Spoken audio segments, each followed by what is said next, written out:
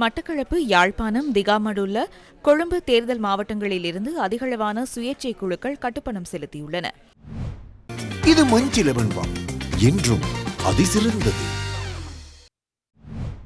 அத்துடன் பொது தேர்தலுக்கான வேட்பு மனுக்களை ஏற்றுக்கொள்ளும் பணிகள் நாளை ஆரம்பமாக உள்ளன. அதற்கமைய எதிர்வரும் 11ஆம் திகதி நண்பகல் 12 மணி வரை வேட்பு மனுக்களை சமர்ப்பிக்க முடியும் என தேர்தல்கள் ஆணைக்குழு தெரிவித்துள்ளது. 2024 ஆண்டு நவம்பர் மாதம் 18ஆம் தேதி பாராளுமன்றம் கூடுவதற்கு ஏதுவாக பொதுத் தேர்தலுக்கான கட்டுப்பணம் செலுத்தும் நடவடிக்கை ஆரம்பமாகியுள்ளது. அதேபோன்று வேட்புமனுக்களை ஏற்றுக்கொள்ளும் நடவடிக்கையும் 4ஆம் தேதி வெள்ளிக்கிழமை காலை 8:30க்கு ஆரம்பமாக உள்ளது. வேட்புமனு தாக்கல் 11ஆம் தேதி நண்பகல் 12 மணியோடு நிறைவடைகின்றது. 22 தேர்தல் மாவட்டங்களோடு தொடர்புடைய மாவட்ட செயலகங்களில் மாவட்ட தெரிவத்தாட்சி அதிகாரிகள் மற்றும் ஏனைய உதவி அதிகாரிகளினால் வேட்புமனுக்களை ஏற்றுக்கொள்ளும் நடவடிக்கை முன்னெடுக்கப்படும்.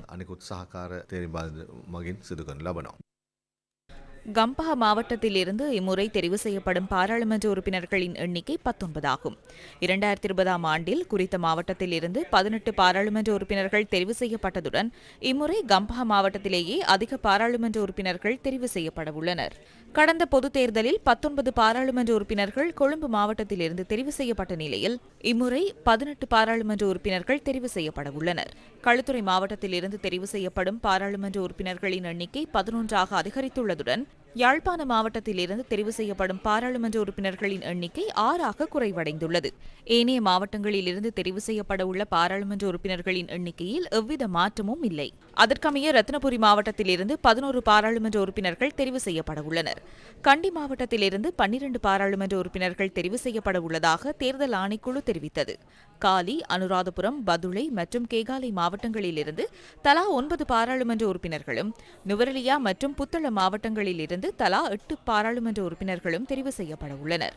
மாத்தறை, திகாமடுல்ல மற்றும் ஹம்பாந்தோட்டை தேர்தல் மாவட்டங்களிலிருந்து தெரிவு செய்யப்படும் உறுப்பினர்களின் எண்ணிக்கை 7 ஆகும்.